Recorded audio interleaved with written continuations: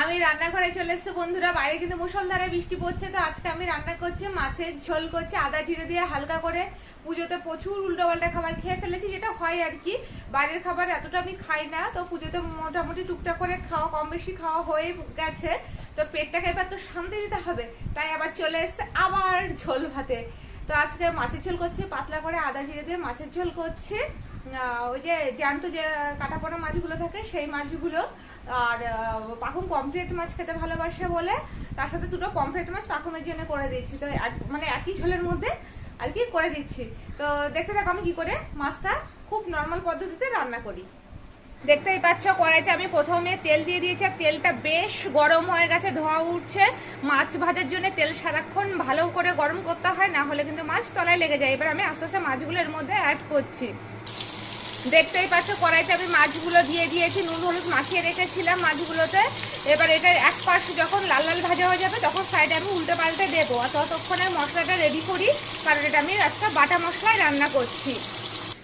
এই দেখো আমি বললাম না বাটা মশলায় রান্না করবো। আমি আদা নিয়েছি, এই পরিমাণ আদা নিয়েছি। আর এটা কাঁচা হলুদ, পোস্ত আগের দিন কাঁচা হলুদ এনেছিলাম, কাঁচা হলুদে করছি।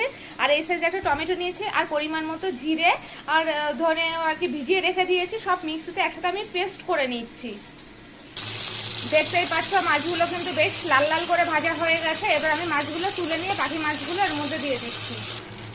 এই দেখো এই মাছগুলো কিন্তু খুব ভালো করে ফ্রাই করা হয়ে গেছে।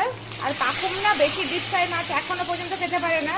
বাচ্চারা মাছ ভাজা খেতে ভালোবাসে, পাখুম মাছ ভাজা খেতে ভালোবাসে বলতে এই ধরো পমফ্রেট জাতীয় মাছ ফ্রাই খেতে আর কি ভালোবাসে, তবে বেশি ডিপ ফ্রাই ভালো খেতে পারে না ও। ওর জন্য এটা একটু মানে হালকা করে ফ্রাই করতে হয় আমাকে। ওর যে মাছই খাই না কেন ওর মাছগুলো এখনও আমি ডিপ ফ্রাই করি না। আমি কিন্তু আর এক্সট্রা করে এর মধ্যে কোনো তেল দেবো না, বুঝতেই পারছো তেলের পরিমাণ আছে ভীষণই সামান্য, মানে বলতে পারো শুধু ফোড়ন দেওয়ার মতোই তেলের পরিমাণ আছে।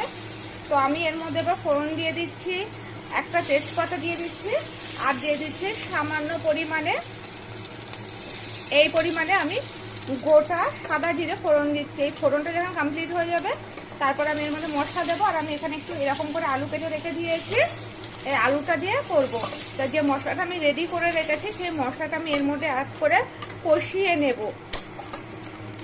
বেশি তেল আমি ইউজ করি না রান্নায়, অ্যাভয়েড করি। তেল তো হেলথের জন্য যে খুব ভালো জিনিস তা নয় যে বেশি বেশি খাওয়া উচিত। তো আমি চেষ্টা করি একটু অ্যাভয়েড করে, সারাক্ষণ হয়ে ওঠে না। তবে যেহেতু আজকে বলেছি হালকা ফুলকাই খাবো পেটটাকে শান্তি দেওয়ার জন্য, তো সেটা তো মেনটেন করতেই হবে, তাই না? তো আমি এর মধ্যে পেস্ট করে রেখে দিয়েছি। এই দেখো পেস্টটা দেখতে এরকম হয়েছে। এর মধ্যে কি কি করে রেখেছি আমি বলছি। এর মধ্যে আমি কাঁচা হলুদ দিয়েছিলাম, তোমরা দেখেছো, যার জন্য আমি আর হলুদ এর মধ্যে মিক্স করবো না। একটা টমেটো দিয়েছি, আর আমি দিয়েছিলাম কিন্তু গোটা জিরে ভিজিয়ে রেখেছিলাম, সেটারও এর মধ্যে পেস্ট দিয়ে দিয়েছি। আর কাঁচা লঙ্কা দিইনি আমি, কাঁচা লঙ্কা আমি এর মধ্যে গোটা দেবো পাখুমের জন্য, আমি কাঁচা লঙ্কা পেস্ট করিনি।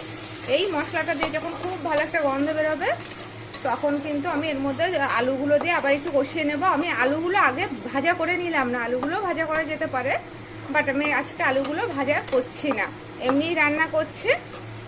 আর এই মিক্সি গ্রাইন্ডারের গায়ে যে আর কি মশলাটা লেগে রয়েছে ওটার মধ্যে একটু জল দিয়ে আমি এর মধ্যে ঢেলে দিচ্ছি। এখানে মশলাটা কষানো হয়ে যাচ্ছে। দেখো আমি এর মধ্যে নুন দিয়ে দিয়েছি পরিমাণ মতো, আর কাঁচা লঙ্কা দিয়ে দিয়েছি, দুটো কাঁচা লঙ্কা ফাটিয়ে দিয়েছি, আর 3-4টে কাঁচা লঙ্কা আমি গোটা দিয়েছি। এবার এই মশলাটা কষানো হয়ে গেলে খুব ভালো যখন গন্ধ বেরোবে তেল ছাড়বে, তারপরে কিন্তু আমি এর মধ্যে আলুগুলো দিয়ে কষিয়ে নেব। আর আলুগুলো যখন সেদ্ধ হয়ে যাবে জল দেওয়ার পরে তারপরে গিয়ে আমি মাছ ভাজাটা অ্যাড করব। আমি এটা ভালো করে কষিয়ে নিচ্ছি। এর মধ্যে আমি আর দিয়ে দিচ্ছি সামান্য পরিমাণে চিনি। হলুদ গুঁড়ো কিন্তু আর আমার লাগেনি, যেটা আমি এটা কাঁচা হলুদে রান্না করছি। অলরেডি একটা খুব ভালো গন্ধ বেরিয়েছে। বাটা মশলার গন্ধটা কিন্তু একটু অন্যরকম হয় না, আর টেস্টটাও যেন মনে হয় একটু অন্যরকম হয়। তো আমি এটা মানে ভীষণ হালকা ফুলকাভাবে রান্নার চেষ্টা করছি, যাতে পেটটা আর কি শান্তি পায়। তো এটা আমি আগে ভালো করে কষিয়ে নিচ্ছি। দেখো এখন তেল ছাড়েনি, যখন তেল ছাড়বে তখন আলু অ্যাড করছি। মশলাটা তেল ছেড়ে দিয়েছে দেখতে পাচ্ছ। আমি এর মধ্যে আলুগুলো দিয়ে এবার নাড়াচাড়া করে নিচ্ছি, ভালো করে কষিয়ে নিচ্ছি আলুগুলো দিয়ে। আলুগুলো আলাদা করে ভাজা করে নিলেও কিন্তু খুব ভালো টেস্ট হয়। তো আজকে আমি তো আলু ভাজা করিনি, আমি এইভাবেই আলু আর কি দিয়েছি। এরকম মশলাটা আমার খুব ভালো করে কষানো হয়ে গেছে, মশলা ছিটকে ছিটকেও আসছে রীতিমতো। এবার আমি এর মধ্যে পরিমাণ মতো জল দিয়ে দিচ্ছি। আমি এটা একটু ঝোল ঝোল করব, মাখো মাখো করছি না মাছের ঝোলটা, তো আমাকে আরেকটুখানি জল দিতে হবে।